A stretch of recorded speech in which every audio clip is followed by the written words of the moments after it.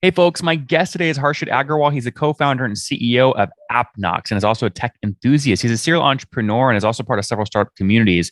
His several years of startup and tech experience set the way for him to co found the company in 2013.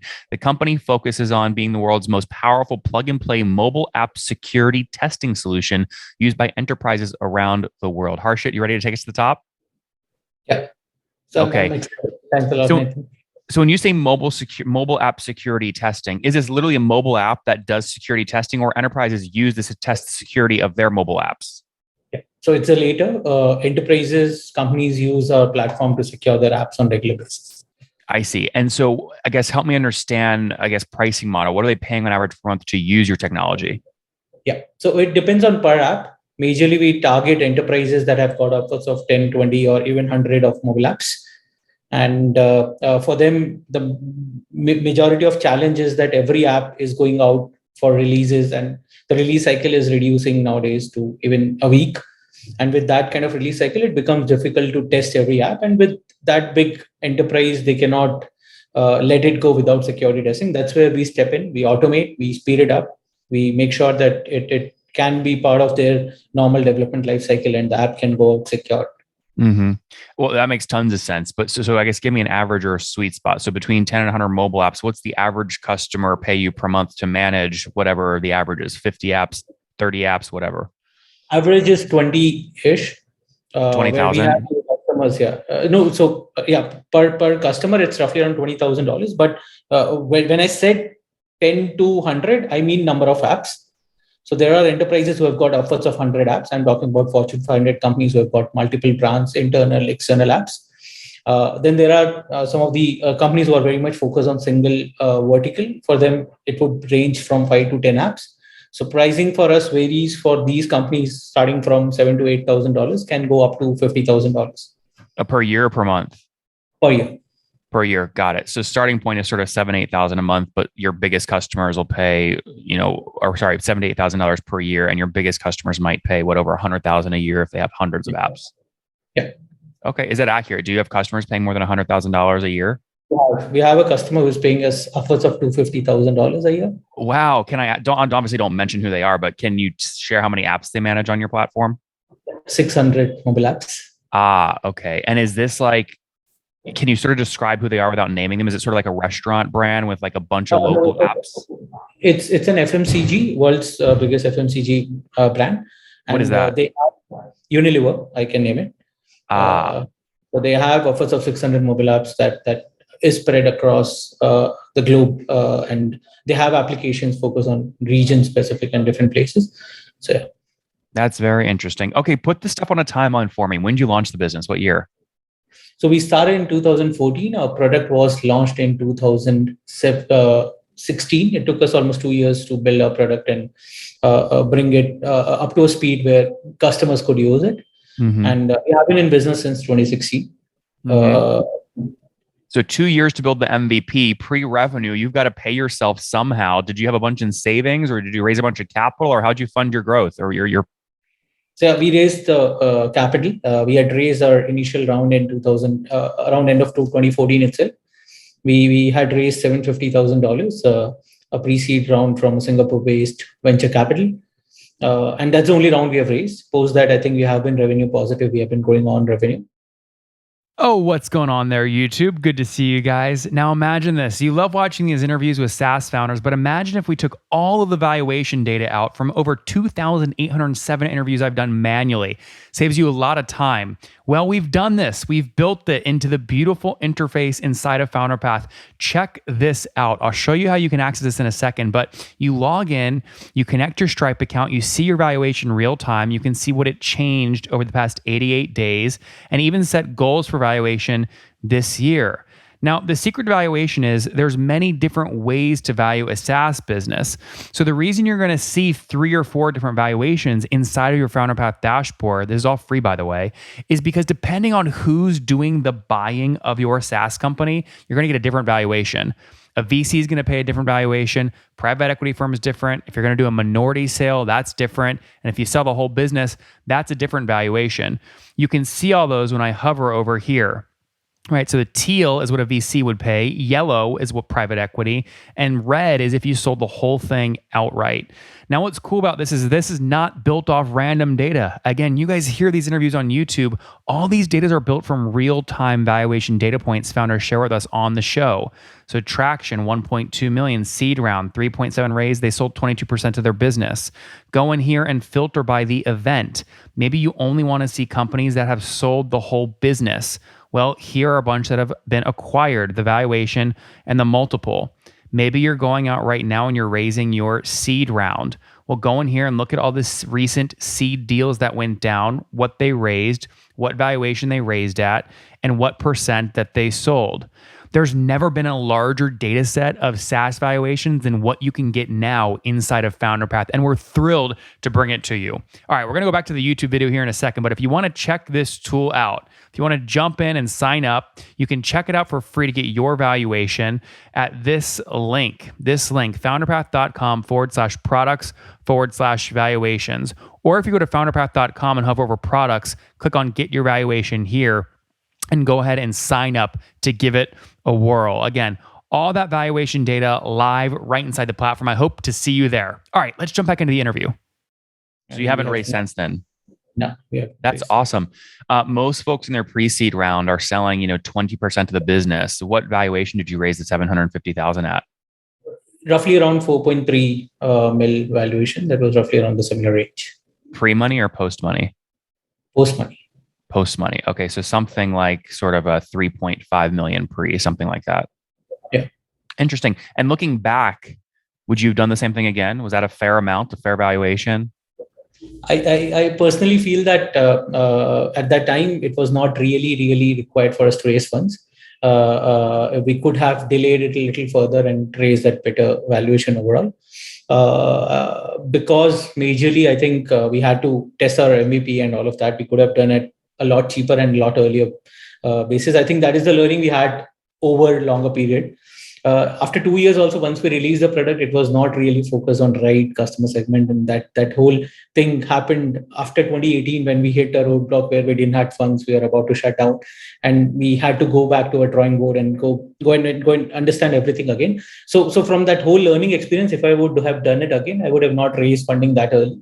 I would probably have raised a little later when I had clarity on what metrics I could grow on with that fund. How could I use it and get the maximum ROI? Well, tell me what happened in 2018. How low did the bank account get? We only had a 1 month runway. And how much money was that though? That was roughly around $30,000 in our bank account. And we had a team of roughly around 22 members. And we were clueless on what we should do. We just went to our Blackboard. We had account receivables of around 1 to 2 months, but again, that's not in the bank. So next month we don't know how we'll pay salary. What was revenue in 2018? Do you remember? We're roughly around $220,000. 220? Yeah. Per year? Per year. Okay, got it. So doing about $19,000 a month in MRR. Yeah. Interesting. So overall, so the good point was that we had paying customers who were paying us roughly around that $18,000. So the next good thing, same thing we did was we just had to relook at the team and just have team members who are very critical. And we brought down our cost to 18,000. From there, we have grown organically. We have made sure that we are overall not revenue negative. The cost negative. Overall, it's on positive side, whatever we are doing. And slowly we have grown. Now we have a decent runway plus everything sorted. Things are really growing. We are investing more than what we should, but all from the revenue. So things have turned. So how many paying customers today? So we have roughly 76 paying customers today. Okay. And I mean, can I multiply that times sort of like a $10,000 ACV average? You're doing about $780,000 a year right now in runway? No. So we are doing a lot more than that. So yeah, we are currently at 1.7 mil. Great. In ARR? In ARR. And I think we are growing at 2x year on year since last 3 years. So we are focusing on the similar growth pattern. Well, sorry, just to be clear, Harshit. So if you're doing 1.7 million in ARR today, that means you're doing about 140,000 in monthly recurring revenue. What was your monthly recurring revenue about 1 year ago? We were roughly at around 65-ish. Wow. If Okay. yeah, but yeah, it This was is around great. 65. And you didn't raise capital double year over year, right? Yeah, we have not raised That's funding. great. So how did you, I mean, what did you do in 2018 that set yourself up to now be growing so fast without requiring more capital? I think we started focusing on a lot of right metrics back then. One of the key thing that we were like doing earlier was that we are releasing product features and all without understanding what really customers want. One of the key differentiator in that was that we were not really defined our ICP and all also that well. So we focus on creating the ICP first. If I go back on 2018, we started focusing on enterprises. Before that, we were focusing on SMBs, smaller companies. Any new company that used to come out, we used to start focusing on them. But the issue was that these companies again are fighting their own struggle. They don't want to invest in security so early. So it's not something that was scalable for us. When we started focusing on enterprises, it was not a leaky bucket. Retention has never been a problem for us since then. So What is companies, retention? What's net dollar retention today? so we are at roughly around 98% retention.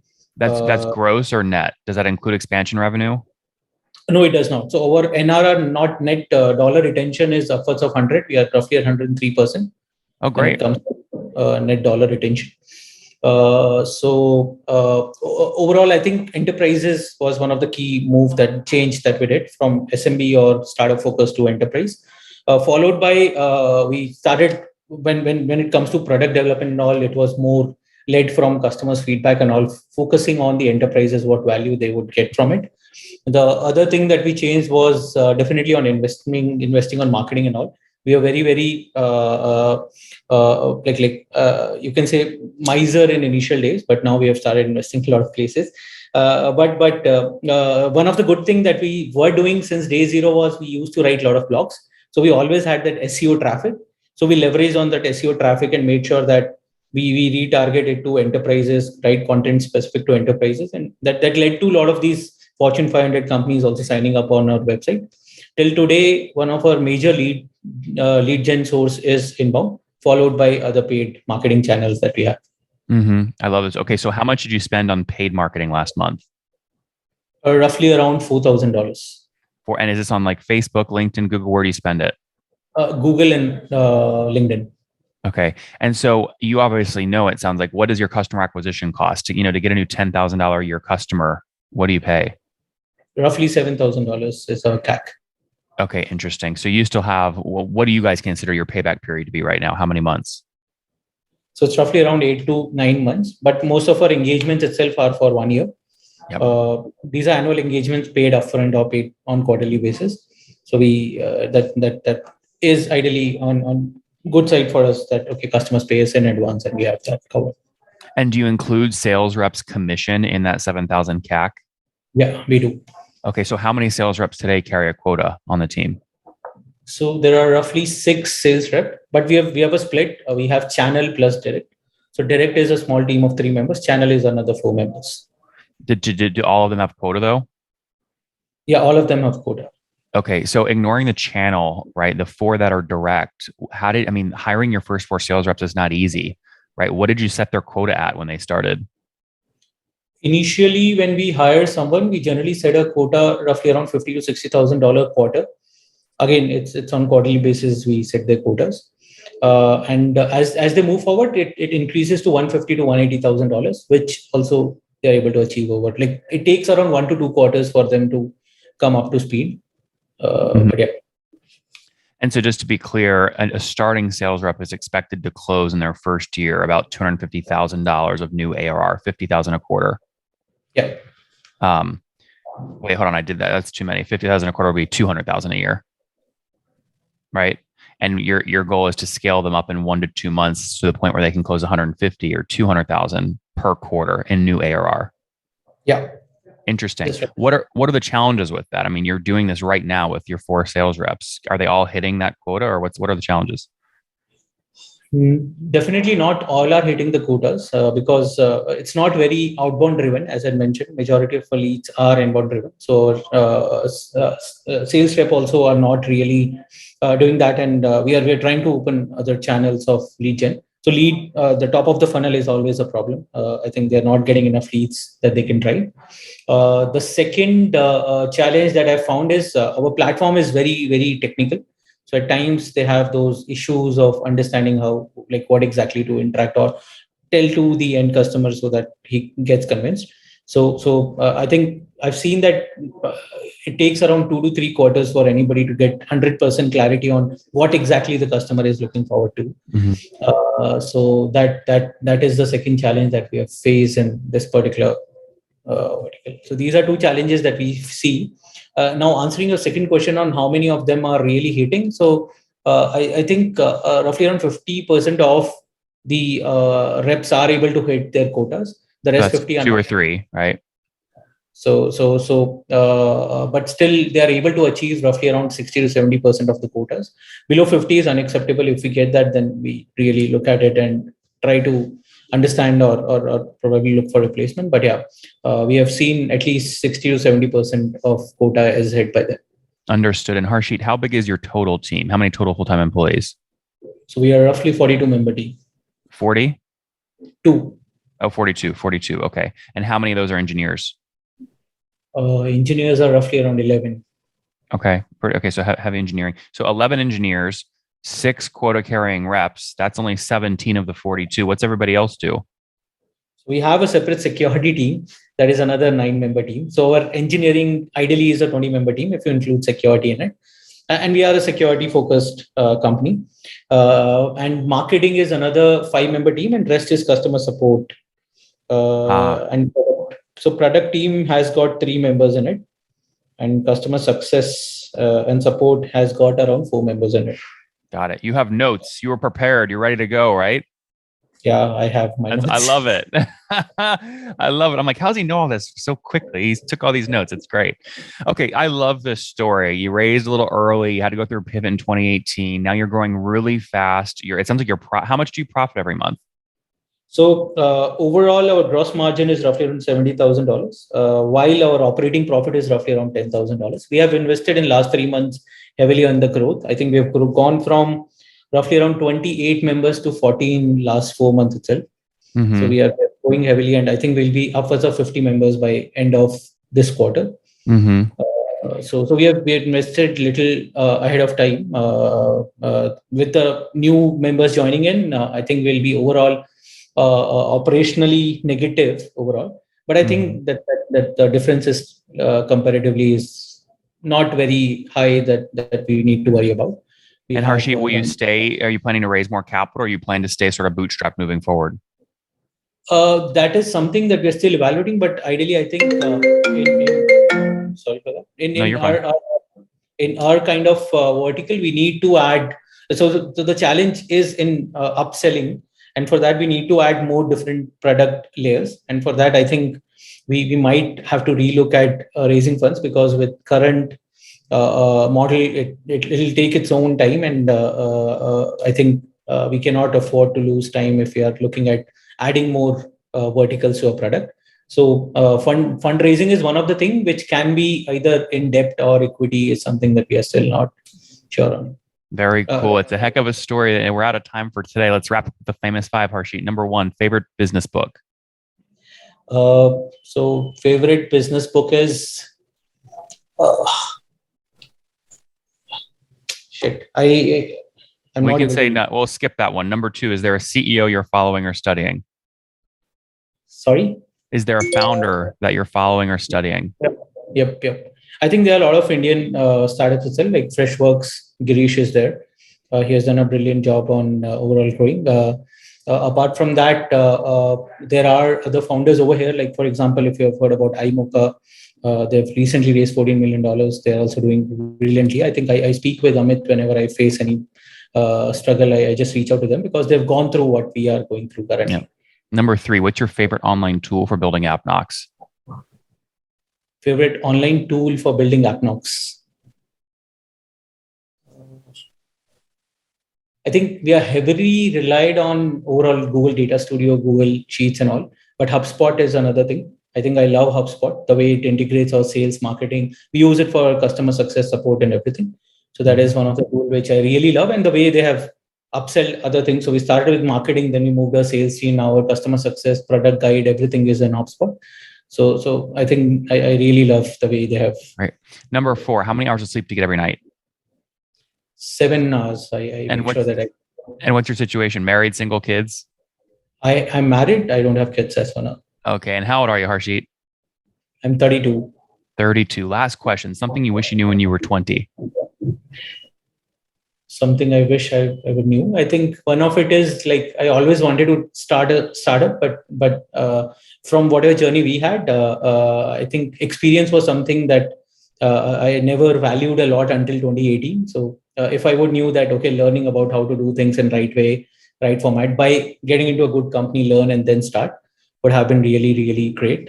We did it the harder way by hitting those bottlenecks ourselves, but in that way, it could have been a lot faster and a lot easier compared to what we went through as a journey. Guys, there you have it. Harshit with AppKnox launched in 2014. They raised $750,000 at a 4.3 million post-money valuation to get going and build the MVP. They only had 30,000 left in their bank in 2018, doing about 18,000 bucks a month in MOR with a team of 22. Almost had to shut down. Then they repivoted. They got profitable. They started growing. They did $65,000 a month 1 year ago. Now they're doing $141,000 a month in revenue. That's a $1.7 million run rate. They profit $10,000 per month. So super healthy. They haven't raised additional capital. They've got 76 paying enterprise customers that use them to make sure all their mobile apps stay super secure, super tight, no intruders. We'll see what happens next. Harshit, thanks for taking us to the top. Thanks, Nathan. Thank you. One more thing before you go. We have a brand new show every Thursday at 1 p.m. Central. It's called Shark Tank for SaaS. We call it Deal or Bust. One founder comes on, 3 hungry buyers, they try and do a deal live, and the founder shares back-end dashboards, their expenses, their revenue, ARPU, CAC, LTV, you name it, they share it. And the buyers try and make a deal live. It is fun to watch every Thursday, 1 p.m. Central. Additionally, remember, these recorded founder interviews go live. We release them here on YouTube every day at 2 p.m. Central. To make sure you don't miss any of that, make sure you click the subscribe button below here on YouTube, the big red button, and then click the little bell notification to make sure you get notifications when we do go live. I wouldn't want you to miss breaking news in the SaaS world, whether it's an acquisition, a big fundraise, a big sale, a big profitability statement, or something else. I don't want you to miss it. Additionally, if you want to take this conversation deeper and further, we have by far the largest private Slack community for B2B SaaS